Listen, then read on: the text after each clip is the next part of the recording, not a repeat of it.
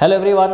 Last class के अंदर हम लोगों ने डिस्कस की थी शिफ्ट 1 इंग्लिश सेक्शन में दिसंबर 2022 में जो एग्ज़ाम हुआ था। आज की क्लास में हम लोग स्टार्ट कर रहे हैं उसी की शिफ्ट 2 का इंग्लिश सेक्शन। सो देखते हैं फर्स्ट क्वेश्चन कौन सा था। फर्स्ट क्वेश्चन ही एक्टिव पैसिव में से आया। जैसा कि मैं लास्ट क्लास में भी आपको बता रहा था, अगर किसी स्टूडेंट ने लास्ट क्लास मिस कर दी है तो मैंने डिस्क्रिप्शन बॉक्स में इसका लिंक गिवन है, ठीक है, वो मेंशन कर दिया। आप पिछली वीडियो देख सकते हैं जो शिफ्ट 1 थी, ठीक है। उसमें हमने डिस्कस किया था कि एक्टिव पैसिव और नरेशन के डायरेक्ट इनडायरेक्ट में से काफ़ी क्वेश्चंस आते हैं अक्सर ही एक्टिव पैसिव में से, एटलीस्ट 25 में से 4 क्वेश्चंस, ठीक है। सबसे पहला क्वेश्चन था एक एक्टिव वॉइस का क्वेश्चन है, आपको इसको पैसिव वॉइस में कन्वर्ट करना है। अगर आप लोगों को थोड़ा बेसिक पता है तो बहुत अच्छी बात है, अदरवाइज मैं थोड़ा आपको गाइड कर देता हूँ। देखिए, जब आप एक्टिव से पैसिव करते हो ना तो सब्जेक्ट जो आपके सेंटेंस का होता है वो ऑब्जेक्ट बन जाता है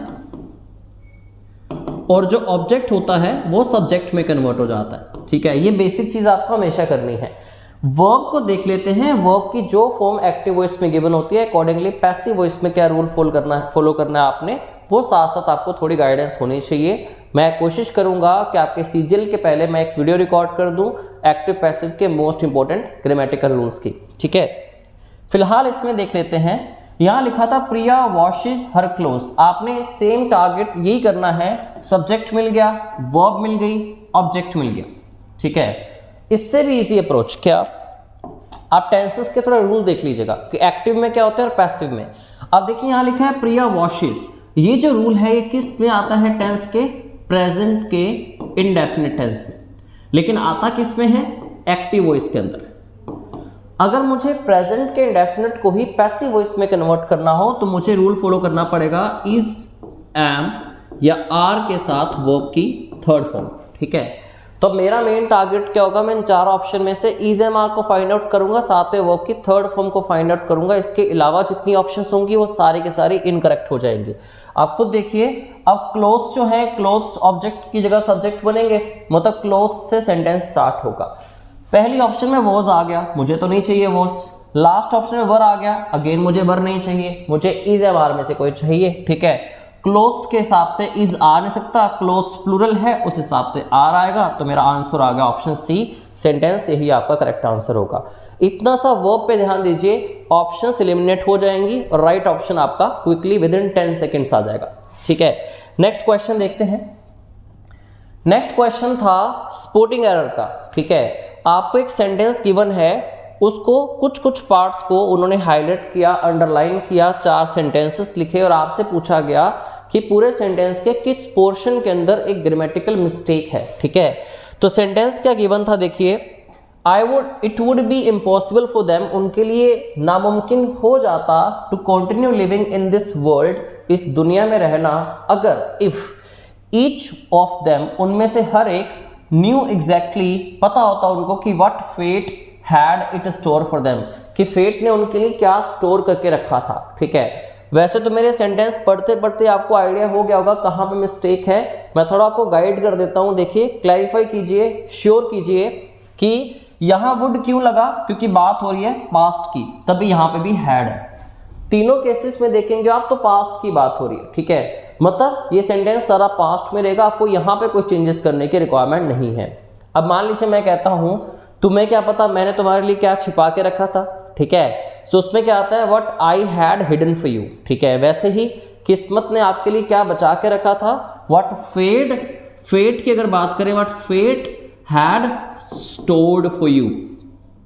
मुझे कहीं ना कहीं यहाँ कुछ फिशी लग रहा है पार्ट में, ठीक है। फेट ने क्या स्टोर करके रखा था, हैड स्टोर्ड आना चाहिए, ना कि हैड इट स्टोर।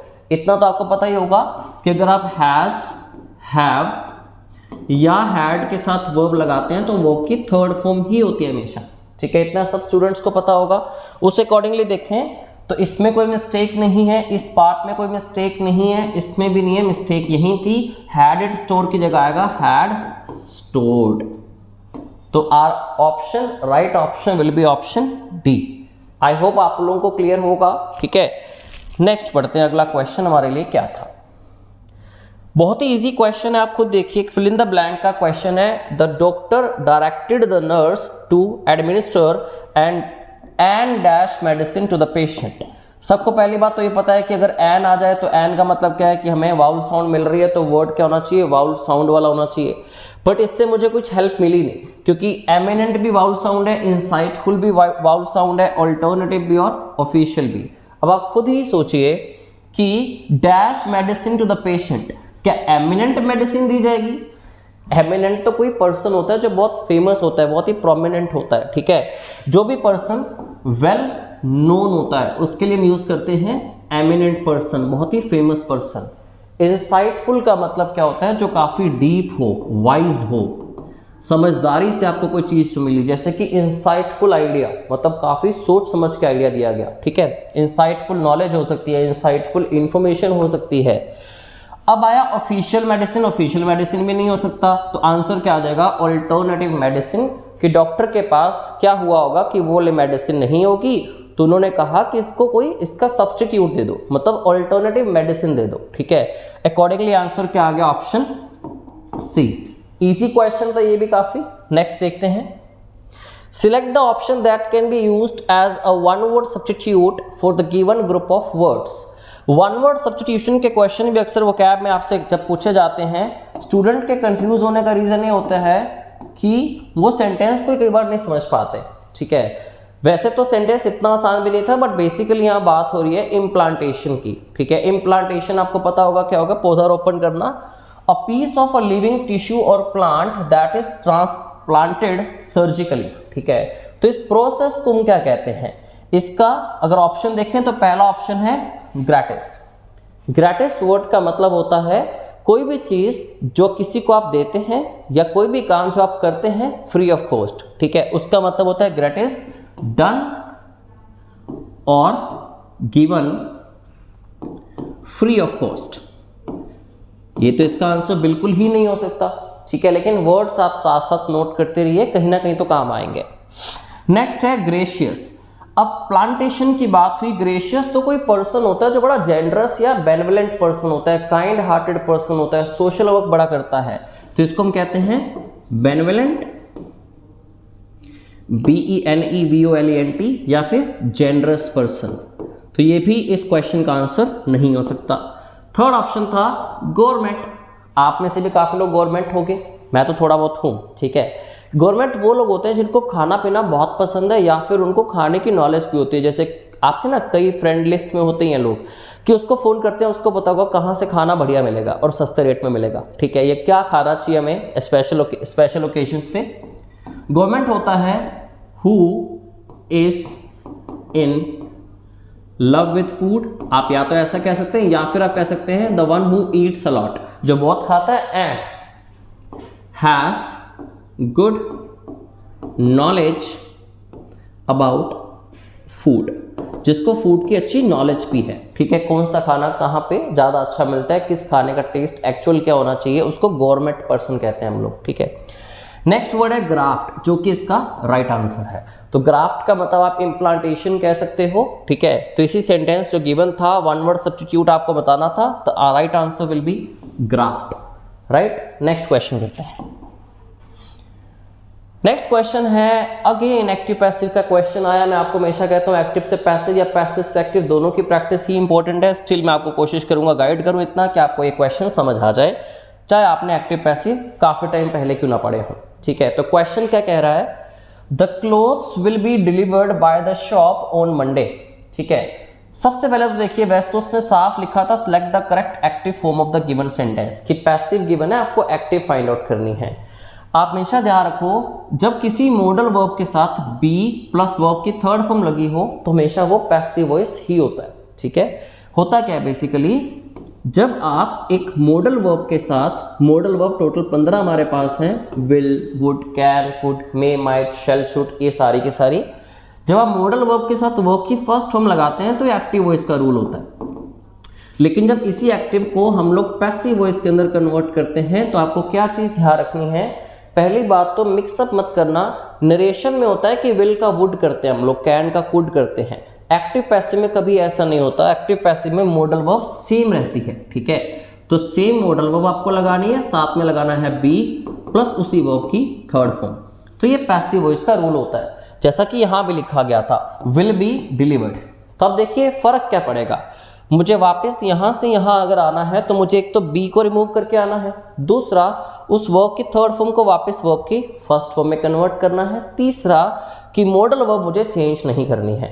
तो अगर इस अप्रोच पे मैं चलूँ तो देखिए पहले में भी ला रहा है, ठीक हो सकता है, ठीक हो सकता है, वुड वाला ऑप्शन गलत हो गया, वुड वाला ऑप्शन गलत हो गया, मैंने विद इन 2 सेकेंड्स पहले दो ऑप्शन अपनी खराब कर ली, गलत कर ली, जो हो ही नहीं सकती। ठीक है, now shop will be delivering, मुझे तो कहा था मैंने आपसे कि बी भी डिलीट करना है आपने और ये वर्ब की फर्स्ट फॉर्म बनानी है आपने वापस, तो क्या होगा विल डिलीवर, चाहे आप पूरा सेंटेंस ना भी पढ़े तब भी आपका आंसर आ जाएगा। ठीक है, तो विल डिलीवर का पैसिव क्या बनेगा, विल बी डिलीवर्ड। तो राइट ऑप्शन आपका क्या होगा, ऑप्शन बी, ये इनकरेक्ट हो जाएगा। ठीक है, आगे बढ़े, चलिए कोशिश करते रहो, साथ साथ आपको क्वेश्चन के आंसर मिले तो कमेंट बॉक्स में उसका आंसर करते रहो, वीडियो को पॉज करो, चाहे थोड़े टाइम में मैं आपको हर क्वेश्चन के एटलीस्ट 2 मिनट तो दे ही रहा हूँ बीच में, आप कमेंट बॉक्स पे कमेंट सेक्शन के अंदर अपने कमेंट्स डाल सकते हो किस क्वेश्चन का क्या आंसर कर रहे हैं आप। ठीक है, कनेक्टेड रहिए क्लास के साथ। अगला सेंटेंस, अगला क्वेश्चन जिसमें आपको क्या बताना है, एक वर्ड गिवन है, आपको उस वर्ड का बताना है एंटोनिम, आपको उसका ऑपोजिट कॉन्ट्रेरी वर्ड बताना है। सेंटेंस देखिए क्या लिखा हुआ है, failure to carry hall ticket to the exam is considered as a trivial issue. ठीक है, ट्रिवियल इशू क्या होता है, बहुत ही माइनर इशू, बहुत ही छोटा सा इशू। ठीक है, तो जिसको इग्नोर किया जा सकता है, माइनर, नॉट वेरी सीरियस। तो अगर ट्रिवियल का मतलब नॉट वेरी सीरियस है, मतलब इसका उल्टा होगा बहुत ही सीरियस चीज, राइट। तो ऑप्शन तो इसका राइट आंसर हो जाएगा ऑप्शन डी, सीरियस। बाकी वर्ड क्या है, काइंड इशू तो कभी नहीं हो सकता, अंडररेटेड मतलब जिसको ज़्यादा इंपॉर्टेंस ना दी गई हो, या जिसको ज़्यादा नॉलेज ना हो, वो अंडररेटेड लोग होते हैं, या अंडररेटेड कंटेंट हो सकता है। प्रॉब्लमैटिक, प्रॉब्लमैटिक इशू का खुद का मतलब प्रॉब्लम होता है, तो प्रॉब्लमैटिक इशू तो नहीं हो सकता, वो इशू जो प्रॉब्लम क्रिएट कर दे। ठीक है, तो ये तीनों ऑप्शन डिलीट हो गए, आंसर आ गया इसका ऑप्शन डी। आई होप आपको सारे वर्ड समझ आ रहे हैं। प्लीज जो भी वर्ड आपको नया मिले साथ साथ उसको नोट करते रहिएगा नोटबुक में। नेक्स्ट क्वेश्चन, वाह, पिछली शिफ्ट में पहला ही क्वेश्चन रीअरेंजमेंट का था, लेकिन इस बार ये क्वेश्चन इन्होंने 7वें नंबर पे डाला है। Sentence of a paragraph of given below, आपको पता है कि इस तरह से रीअरेंजमेंट ऑफ सेंटेंसेस का क्वेश्चन आपको आता है। ठीक है, एटलीस्ट 1, 2 या 3 क्वेश्चन भी कई बार आ जाते हैं। देखेंगे कि इसमें कितने क्वेश्चन हमसे पूछे गए रीअरेंजमेंट के।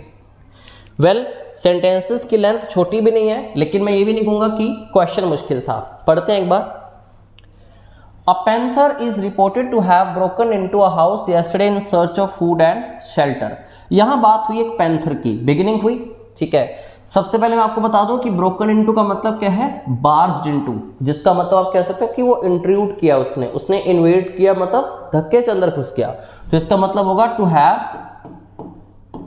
Intruded, to have trespassed. ठीक है, ब्रेक इनटू का मतलब होता है किसी की प्रॉपर्टी में फोर्सफुली एंटर करना।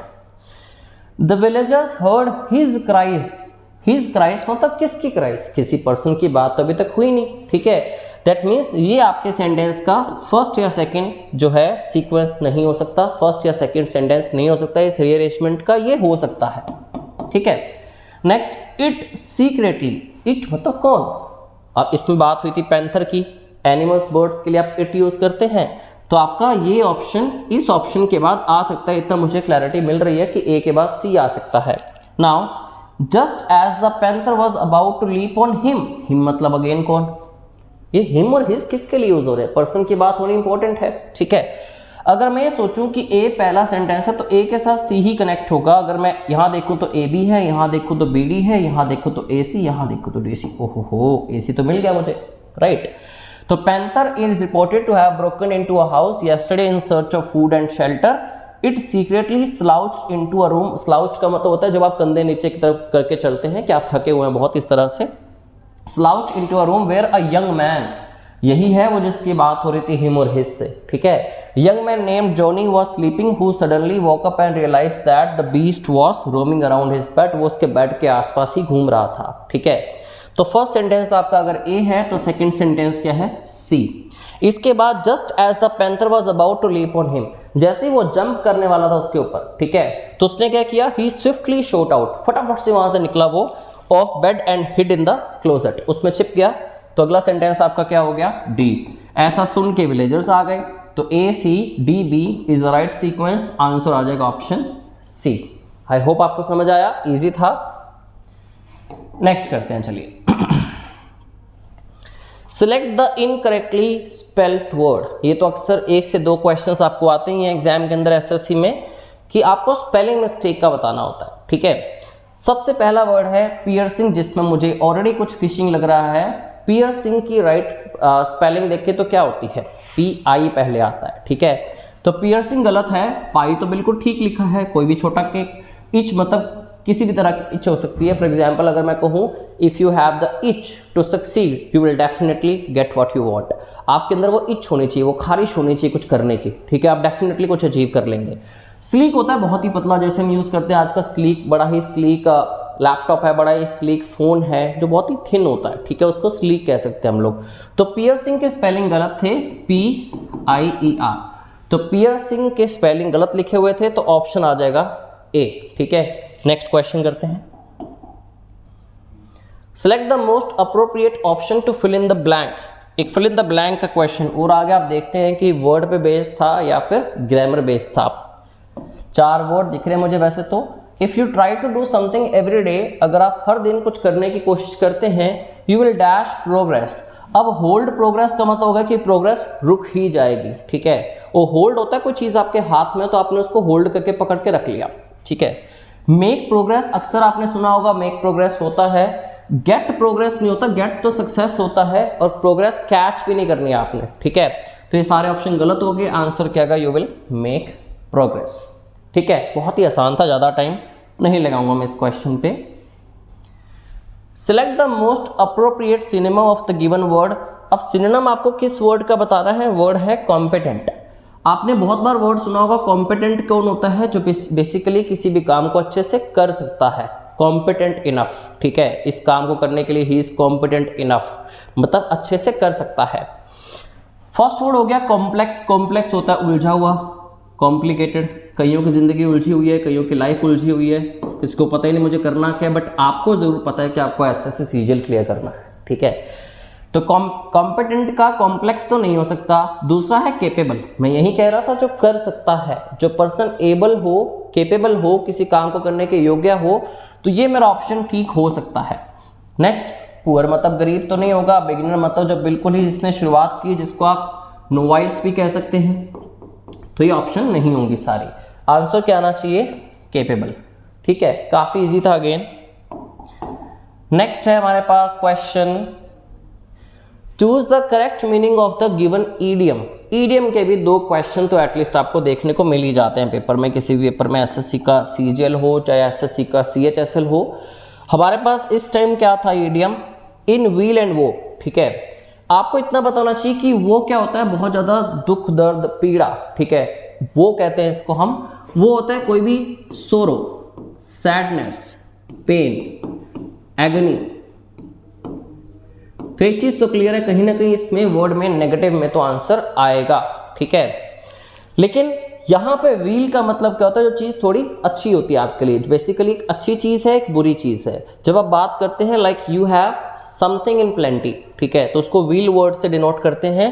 Sad and gloomy days, gloomy मतलब सैड डेज, इन दोनों का मतलब तो नेगेटिव ही हो गया। हैप्पीनेस एंड गुड टाइम्स, इन दोनों का मतलब पॉजिटिव हो गया। हमारे पास एक वर्ड पॉजिटिव गिवन है, एक वर्ड नेगेटिव गिवन है। इन डिस्पेयर एंड फेलियर, डिस्पेयर भी क्या होता है, जब आप बहुत दुख दर्द में होते हैं, ठीक है, बहुत पीड़ा में हैं। और फेलियर भी क्या होता है, नेगेटिव वर्ड। तो ये भी नेगेटिव वर्ड है, ये भी नेगेटिव वर्ड है, ये भी गलत हो गया। अब बचा क्या आपके पास, इन प्रोस्पेरिटी एंड एडवर्सिटी। एडवर्सिटी होती है बुरी सिचुएशन, बैड टाइम। प्रोस्पेरिटी क्या होती है कि आपके पास काफ़ी चीज़ें अच्छी हैं, आप प्रोस्पेरस हैं, मतलब आपके पास कोई पैसा है, धन दौलत है, या फिर कुछ खाने का सामान है, तो आप प्रोस्पेरस हैं, आपके पास प्रोस्पेरिटी है। अच्छा, आपके पास एसेट्स हैं। ऐसे कई बार इडियम्स आ जाते हैं जिसमें 2 वर्ड गिवन होते हैं, एक पॉजिटिव होता है, एक नेगेटिव होता है। तो पॉजिटिव नेगेटिव के अकॉर्डिंग ही हमारा आंसर भी आता है उसकी मीनिंग में। जैसे कि एक इडियम अक्सर आता है, अ ब्लेसिंग इन डिस्गाइज। अब डिस्गाइज क्या होता है, नकाब होता है, ठीक है, कोई भी नकाब, ठीक है। जैसे इम्पोस्टर लोग होते हैं, वो डिस्गाइज मतलब ऐसा पहरावा जो एक्चुअल रियलिटी में नहीं है। ब्लेसिंग मतलब ब्लेसिंग मतलब तो पता है सबको, ठीक है, किसी का आशीर्वाद मिला आपको। तो डिस्गाइज में मतलब ब्लेसिंग होना मतलब पहरावा ऐसा है कि नकाब पोश है कोई पर्सन, मतलब वो छिप के आया किसी के सामने। बड़ी सिंपल एग्जांपल से इस चीज़ को आप समझ सकते हैं कि मान लीजिए किसी का एक्सीडेंट हो गया, बुरी चीज़ है, ऑब्वियसली बुरी चीज़ है, सोरोफुलनेस होगी वहाँ पे, सैडनेस होगी, उसके पेन भी होगी, एगनी भी होगी। लेकिन अगर उसके एक्सीडेंट होने से जो उसके रिश्तेदार थे या फ्रेंड्स थे उससे मान लो नाराज़ थे, उनकी फैमिलीज में रिलेशन अच्छे नहीं चल रहे थे, सब लोग हॉस्पिटल आए, ठीक है, उसका पता लेने के लिए, तो इस एक्सीडेंट की वजह से उन सब के रिलेशंस अच्छे हो गए, ठीक है। तो इसको हम कहेंगे अ ब्लेसिंग इन डिस्गाइज, मतलब जब आप बुरी सिचुएशन के बाद अच्छी सिचुएशन की तरफ पहुंच जाते हैं, या फिर बुरी सिचुएशन पलट के अच्छी बन जाती है या फिर लगने लग जाती है, ठीक है। जैसे कि a bad situation turns out to be good.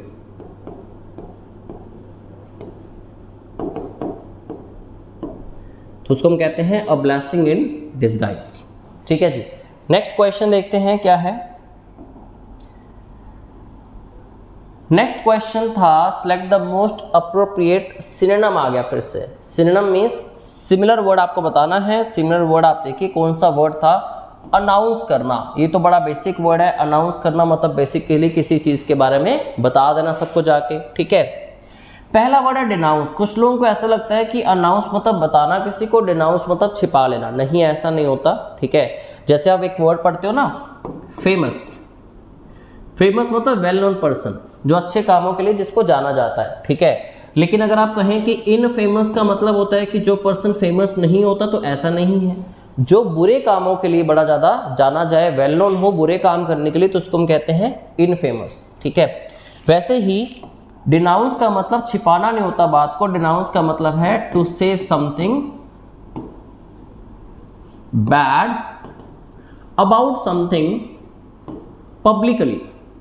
जब आप पब्लिकली लोगों के सामने किसी चीज़ के बारे में बुरा बोलते हैं, किसी पर्सन के बारे में बुरा बोलते हैं, तो उसको डिनाउंस करना कहते हैं हम लोग, ठीक है। नेक्स्ट था सीक्रेट। अब यहाँ क्या कह रहे हैं, अनाउंस करना, ये एक वर्ब है। नाउन तो अनाउंसमेंट होता है ना, तो वर्ब का सिनोनिम पहली बात तो नाउन हो नहीं सकता, ठीक है, तो सीक्रेट नहीं आएगा। नेक्स्ट आ गया हाइड, मतलब छिपाना।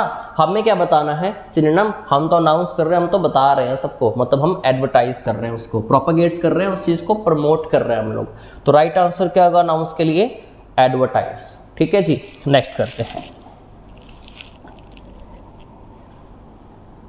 फिर से रीअरेंजमेंट का क्वेश्चन आया। Rearrange the parts of the sentence in a correct order, जिसमें आपके पास पहला सेंटेंस गिवन था। इन शॉर्ट अगर आप देखें तो while physical movement. While physical movement जो है फर्स्ट सेंटेंस इसका गिवन है। यहाँ पे आपको अगले 4 सेंटेंसेस को इस अकॉर्डिंगली रीअरेंज करना है कि आपके सारी सीक्वेंस बिल्कुल करेक्ट बन जाए। तो देखते हैं, while physical movement activities. Movement activities तो नहीं हो सकती, फिजिकल मूवमेंट इज इंपॉर्टेंट हो सकता है, ठीक है। Physical movement the part of teachers, physical movement के बाद वर्ब आने चाहिए, physical movement the part of तो नहीं हो सकता, तो ये भी ऑप्शन गलत हो गई। वाइल फिजिकल मूवमेंट ये तो नहीं हो सकता, मतलब पहला सेंटेंस आपका क्यू ही हो सकता है, ठीक है। अगर पहला सेंटेंस मेरा क्यू ही होगा तो मैं ऑप्शन हर्डली चेक कर लेता हूँ। एक तो ये वाली क्यू वाली ऑप्शन है, ये वाली है, ये दोनों निकल गई। अब मुझे बस इतना डिसाइड करना है कि Q के बाद S आएगा या Q के बाद P आएगा। इतना करते मेरा आंसर आ जाएगा, ठीक है। पढ़ते हैं, while physical movement is important for children all learning activities. All learning movement नहीं हो सकती, ऑल लर्निंग द पार्ट नहीं हो सकता, ऑल लर्निंग क्या हो सकता है, ऑल लर्निंग एक्टिविटीज। तो अगर इसको देखें QP को आप, ऑल लर्निंग एक्टिविटीज में not require physical movement. Physical movement आ गया, P के बाद S ठीक आ रहा है, that means this is the right option I have, option D, ठीक है। इजी था क्वेश्चन ये भी काफ़ी। स्टिल एक क्वेश्चन है, 2 नंबर तो दे ही जाएगा आपको, ऐसे तो आते रहने चाहिए। एक और इडियम आ गया, ग्रीन हॉर्न। अब आप सोचें कि ग्रीन हॉर्न मतलब हरा सींग, ऐसा तो नहीं हो सकता, राइट। और हॉर्न का मतलब एक और होता है बाजा। अब ये कहो कि अब बाजे हरे हैं, तो कभी भी नहीं होता यार, ठीक है। इडियम्स को ना ऐसे नहीं समझा करते कि हर एक वर्ड का मीनिंग निकालेंगे, उस वर्ड का मीनिंग क्या होगा उसके अकॉर्डिंग पूरे का मीनिंग बनाएंगे। इडियम पूरे के पूरे का एक एग्जैक्ट मीनिंग आपको याद करना होता है। आप सोचे कि सेंस निकाल लेंगे आप, तो ऐसा कुछ नहीं है, इम्पॉसिबल होगा आपके लिए। नाउ ग्रीन हॉर्न का मतलब होता है बेसिकली एक ऐसा पर्सन जो बड़ा ही इनएक्सपीरियंस्ड होता है, ठीक है। इसको आप वेट बिहाइंड द ईयर्स भी कह सकते हो। हाँ, याद करने का जरूर तरीका आप अपना सकते हो साथ में, जैसे कि वेट बिहाइंड द ईयर्स आ गया। वेट बिहाइंड द ईयर्स मतलब उसके पास कोई खरीदने आया चीज़, वो सेल्स पर्सन है या उसको कोई काम दिया गया, उसके पसीने छूट गए, तो he is now wet behind ears, ठीक है। मतलब इनएक्सपीरियंस्ड है। जो लोग एक्सपीरियंस्ड होंगे वो तो क्यों ही घबराएंगे, ठीक है। इसका बिल्कुल उल्टा हो जाता है dry behind years. Dry behind years का मतलब होगा वो पर्सन जो बड़ा ज़्यादा एक्सपीरियंस्ड है, स्किल्ड है।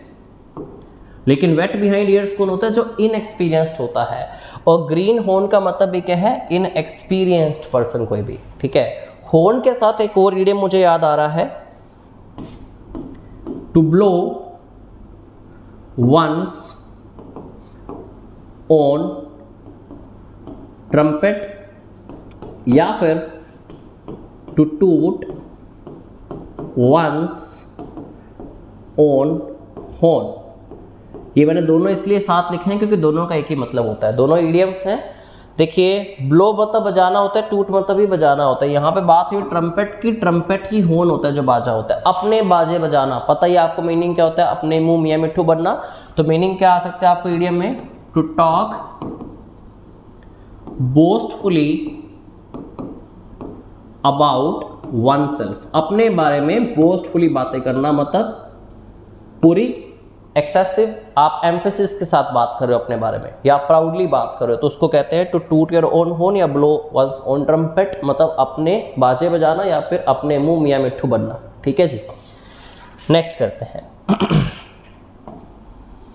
Select the correct direct form of the given sentence, मतलब इनडायरेक्ट सेंटेंस गिवन है, डायरेक्ट करना है।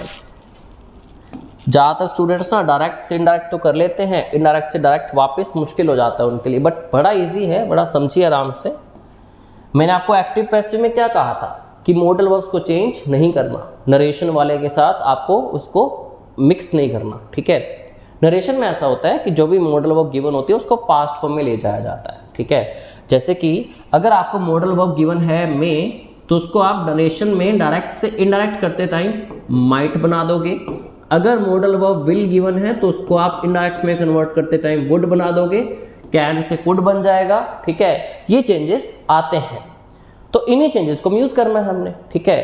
कि अगर डायरेक्ट में है, इनडायरेक्ट में माइट है, तो वापस डायरेक्ट में आएंगे तो क्या होगा? में ही होगा। मॉडल वर्ब चेंज तो नहीं होगी, सिर्फ पास्ट से प्रेजेंट में आएगी। तो देखते हैं, देखिए, he said that something might be missing, ठीक है। इजी सा तो क्वेश्चन है यार, माइट को में कर देंगे तो आंसर आ जाएगा कहीं ना कहीं, लेकिन एक वर्ड और हेल्प कर रहा है हमारी। यहाँ लिखा है देयर, अब आपको पता है कि हेयर से देयर बनता है, तो देयर से वापस हेयर भी बनेगा ना यार, ठीक है।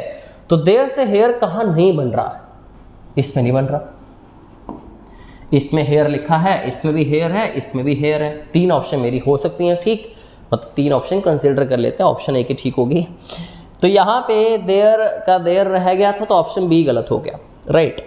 अब मुझे बेसिकली माइट का मे बनाना है, मुझे और किसी चीज़ से मतलब नहीं है। यहाँ बना क्या? नहीं बना। यहाँ बना? नहीं बना। ये तो माइट का कुड कर रहे हैं, हमें बनाना था मे, तो ऑप्शन आ गया ए राइट आंसर। ईजी अप्रोच है, डायरेक्ट से इनडायरेक्ट जाना सीखते हो तो वापस पलटना भी आप सीख ही जाएंगे बड़े आराम से, ठीक है। और क्वेश्चन तो वैसे भी ईजी आ रहे हैं यार, कॉम्प्लिकेटेड तो है नहीं कि जो आप कर नहीं पाएंगे। नेक्स्ट करिए, select the sentences that contain no spelling errors। आपको ऐसा सेंटेंस फाइंड आउट करना है जिसमें स्पेलिंग मिस्टेक ना हो। और होगा क्या? एक ही वर्ड गिवन होगा जिसमें स्पेलिंग मिस्टेक के बारे में आपसे पूछ रहा है। सॉरी, यहाँ पे हाईलाइटेड नहीं है, मैं कर देता हूँ। ये बेसिकली इस वर्ड की डिस्कशन कर रहा था, ठीक है। आप देखिए खुद क्या हो सकता है। अब आपने वर्ड अक्सर सुना हुआ है फ्रेंचाइज। फ्रेंचाइज करने के दो मतलब होते हैं। एक तो फ्रेंचाइज करने का मतलब होता है कि जब आप किसी भी पर्सन को राइट्स दे देते हैं कि वो आपकी कंपनी के प्रोडक्ट्स किसी पर्टिकुलर एरिया में सेल कर सके। डोमिनोज, मैकडोनल्ड्स, बर्गर किंग, जिस मर्जी का आप एग्जाम्पल ले सकते हो। फ्रेंचाइज का दूसरा मतलब होता है किसी को राइट्स देना लॉफुली कि वो बोल सके, ठीक है। लॉफुली वो पर्सन बोल सके, कोई भी एक आम आदमी बोल सके। इसका उल्टा कह रहे हैं ये लोग कि उल्टा होगा इसका मतलब डिसएनफ्रेंचाइज।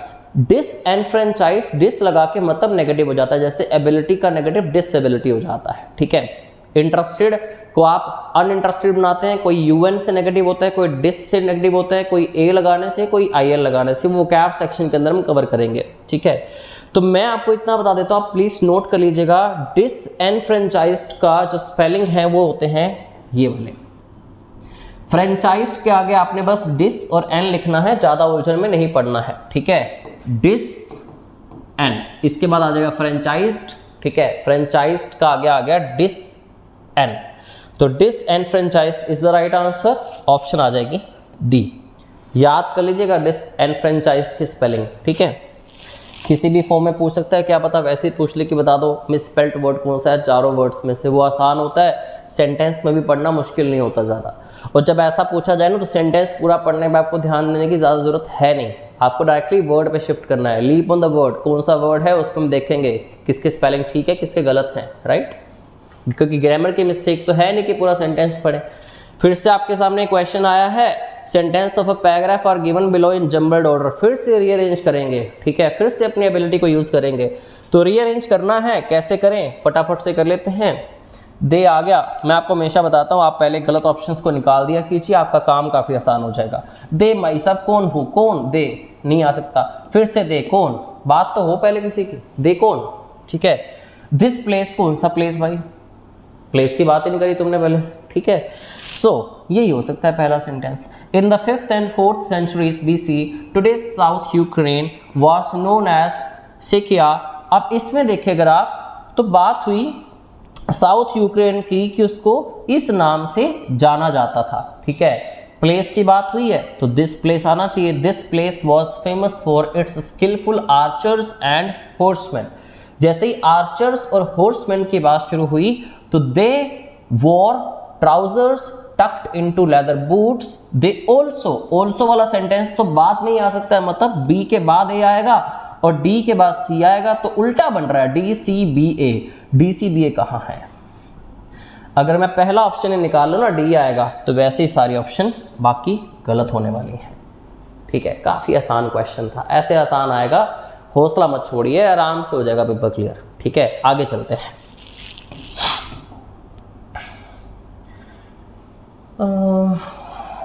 ठीक है, स्पोर्टिंग एरर का क्वेश्चन आ गया। ट्रेडिशनल अप्रोच से जो आपसे स्पोर्टिंग एरर का क्वेश्चन पूछा जाता है, सेंटेंस को 3-4 पार्ट्स में डिवाइड करके बताओ कौन सा पार्ट इनकरेक्ट है।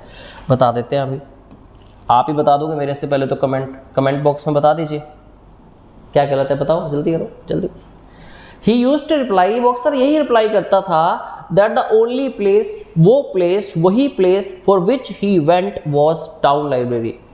अब मैं कहता हूँ कि जहाँ मैं जाता था वो कैफ़े था, वो लाइब्रेरी थी, जहाँ जिसके लिए आपको चाहिए होता है वेयर। या फिर आप इसी फॉर्म को कन्वर्ट करना चाहें तो आप ये भी कहते हैं टू विच, क्योंकि देखिए he used to go, he used to reply that the only place he went.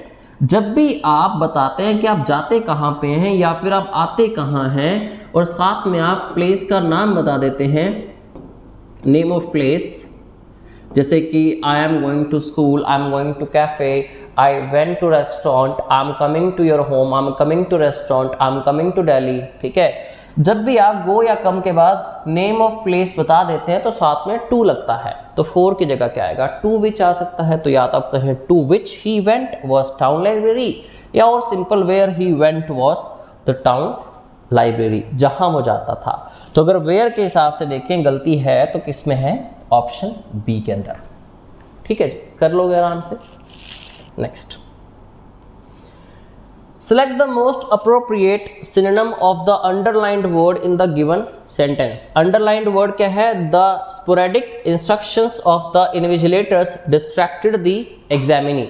Examiner कौन होता है, जो एग्जाम लेता है। एग्जामिनी कौन, जो एग्जामिनेशन में बैठा है, पेपर दे रहा है, जो आप भी बनने वाले हैं जल्दी, ठीक है। अब बात हुई थी यहाँ पे किस वर्ड की, सॉरी हाईलाइटेड नहीं है again, the sporadic instructions of the invigilator, ठीक है। स्पोरेडिक होती क्या है, यहाँ देखें, अगर हम मुझे मान लो मीनिंग नहीं पता इस वर्ड का, नहीं पता बिल्कुल मीनिंग, मैं पहली बार पेपर दे रहा हूँ या दूसरी बार, या वो कैब में ये वर्ड मुझसे छूट भी गया अगर, तो देखिए कॉन्टिन्यूअस और रेपिटेटिव तो एक ही है जो बार बार हो रहा है, ठीक है। तो कॉन्टिन्यूअस और रेपिटेटिव अगर एक है तो दो ऑप्शन तो आंसर लगा नहीं सकता मैं, एक ही ऑप्शन मिलेगी मुझे, ठीक है। दो बार तो प्रसाद नहीं लेना, ना ही देना है हमें, दो ऑप्शन गलत हो गई। इनडायरेक्ट मतलब द इनडायरेक्ट इंस्ट्रक्शंस कौन सी होती हैं और उससे क्या परेशानी हो रही थी उसको, राइट। तो बीच बीच में जो बार बार वो कर रहा था ना, बीच बीच में 10 मिनट बाद, हर 15 मिनट बाद, हर आधे घंटे बाद ये हो जाएगा, ये हो जाएगा, तो बीच बीच में, नॉट रेगुलरली, बीच में आधे घंटे बाद कह दिया ये करना था, ये सवाल चेंज कर लो। बचपन में होता था ना कि क्वेश्चन पेपर चल रहा है, हम बैठे हैं आराम से एग्जामिनेशन हॉल में, 3-4 बार टीचर चक्कर काट जाते थे, यार ये क्वेश्चन गलत है प्लीज़ करेक्ट करना, ठीक है। ये वाली गलती अब तो नहीं होती, चलो। तो इस तरह से जब आप स्पोरेडिक की बात करते हैं, स्पोरेडिक का मतलब होता है ओकेजनल, जो वेरी ऑफन नहीं होती है। तो बच्चा एक फ्लो में कर रहा है, बीच में टीचर आ जाए आधे घंटे बाद, पौने घंटे बाद, या तो एक ही बार बता दो ना, तो वहाँ उसकी जो बीच बीच में डिस्ट्रैक्शन हो रही थी उसकी बात की गई है, ठीक है। अब देखते हैं क्वेश्चन नंबर 20, इसके बाद सिर्फ 5 बचे और ये तो कतई आसान है, ठीक है। बल्कि इस कॉन्सेप्ट को आप प्लीज़ समझ लीजिए। आजकल की जनता ना, हम इतना इनफॉर्मल इंग्लिश यूज़ करने लग गए हैं कि हम लोग इस फ्लो में चलते जा रहे हैं कि जो मर्जी हो रहा है, समझ आ रही है बात सामने वाले को, कोई दिक्कत नहीं है, ऐसा नहीं करना आपने। हम अक्सर कह देते हैं I am having a lot of friends, I am having a lot of money, I am having a car, I am having this, I am having that, she is having that, he is having that, नहीं हो सकता। She is having, he is having that, I am having it, नहीं, जब आप बात कर रहे हैं कि आपके पास क्या है। सपोज आप कहिए पेपर क्लियर हो जाएगा, हमारे पास अंकुश सर है, ठीक है, तो I have Ankush sir with me.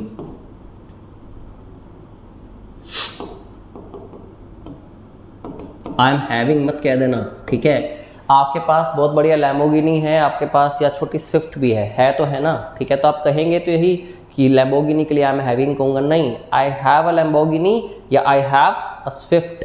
वैसे ही I have a cat, I have a dog, she has a lot of knowledge, he has tremendous ability to convince people, ठीक है। जो भी चीज़ किसी के पास है वो हैज़ या हैव से बताइए, is having, are having, were having या एम हैविंग नहीं यूज़ हो सकता, ठीक है।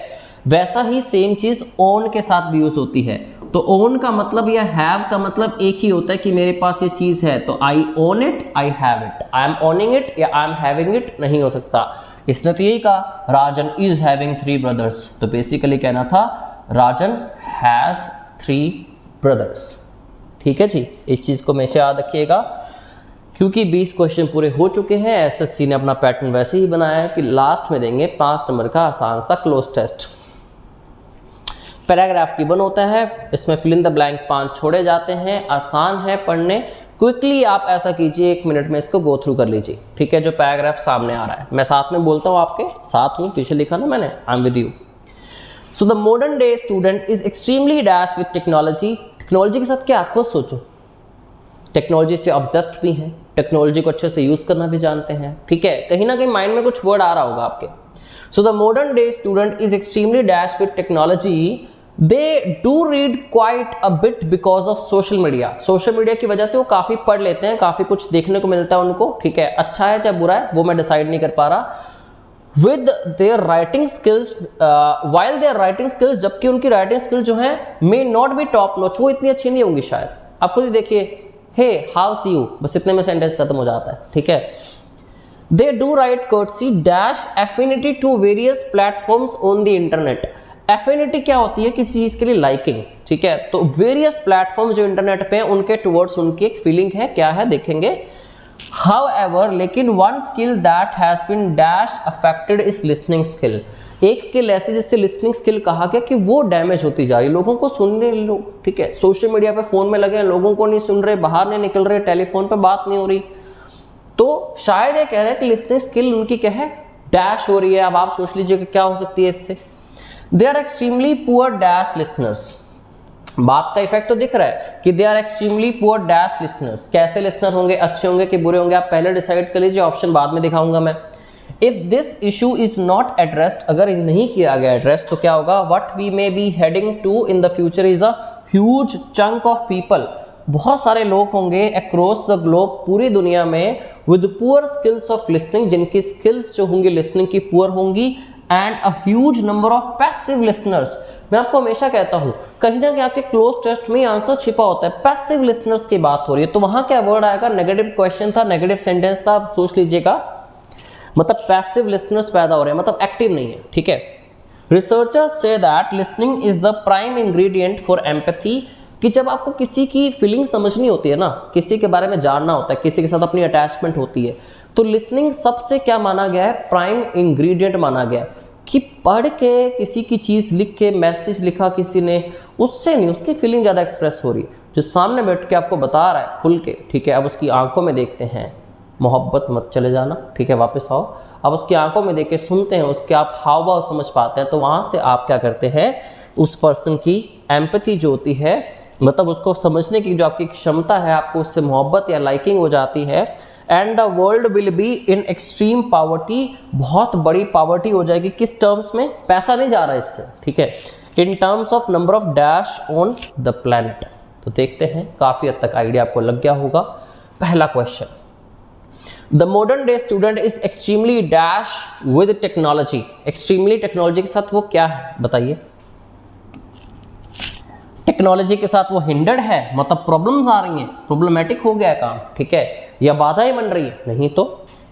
एक्सट्रीमली डिस्कनेक्टेड तो बिल्कुल नहीं है। आप खुद एग्जांपल ले लीजिए, सोशल मीडिया आप यूज कर रहे हैं, यूट्यूब के थ्रू मुझे आप सुन पा रहे हैं, हालांकि यहाँ तो आप लिसनिंग कर रहे हैं, ठीक है, you are watching me as well. Disconnected तो नहीं है, हिंडर्ड तो नहीं है, डेरी है, मतलब बोरिंग, मतलब करने का मजा नहीं आ रहा, इंटरेस्ट नहीं आ रहा, ऐसा भी नहीं है, ठीक है। डेरी का मतलब होता है बोरिंग होना किस चीज का। सेवी है, बहुत अच्छे हैं, अच्छे से यूज कैसे करते हैं, बहुत अच्छे से जानते हैं, मतलब एक्यूट हैं। एक्यूट होता है जिस पर्सन को बड़ी अच्छी नॉलेज होती है किसी चीज की, बड़ा शार्प माइंडेड होता है। तो आज के लोग सेवी हैं with technology.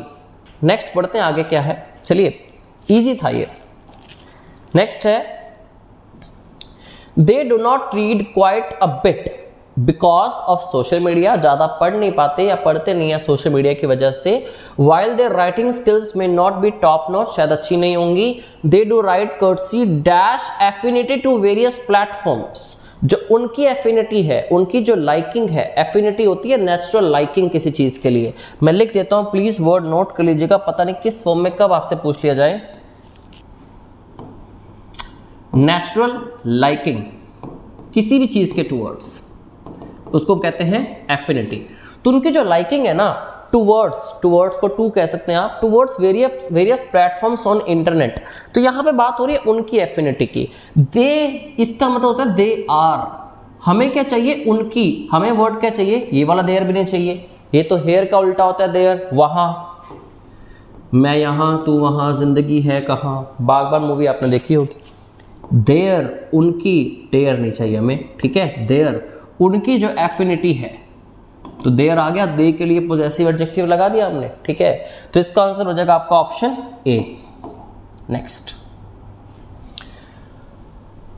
Towards various platforms on the internet, however, लेकिन one skill that has been dash affected is listening skill, कि जो एक स्किल है जो अफेक्ट हो रही है, ब्लैंक स्पेस लगा हुआ है, अफेक्टेड वर्ब है, तो आपको इतना पता है कि आपको एडवर्ब भरनी है, क्योंकि वर्ब के बारे में एडवर्ब डिस्क्राइब करती है।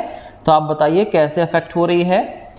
इज थोरली अफेक्टेड, बिल्कुल ठीक हो सकता है इसका आंसर। थोरली मतलब कंप्लीटली अफेक्ट हो रही है, बहुत ज़्यादा तरीके से, एक्सेसिवली अफेक्ट हो रही है।